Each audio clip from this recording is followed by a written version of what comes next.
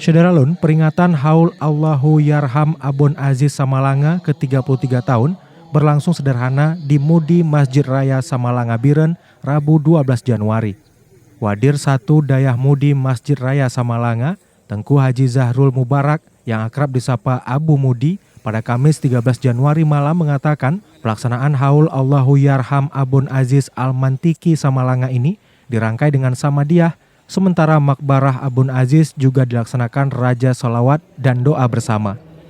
Peringatan Haul Abun Aziz ini turut dihadiri ulama karismatik Aceh yang merupakan alumni Mudi Samalanga, antara lain Abu Lamkawe, Abu Kutakrung, dan lainnya.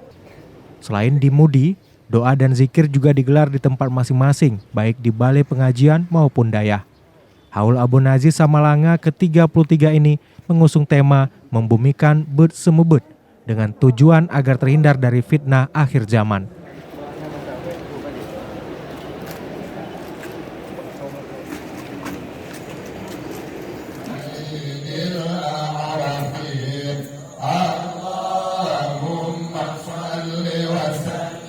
Dari Biren, Yusmandin Idris, Serambi On TV.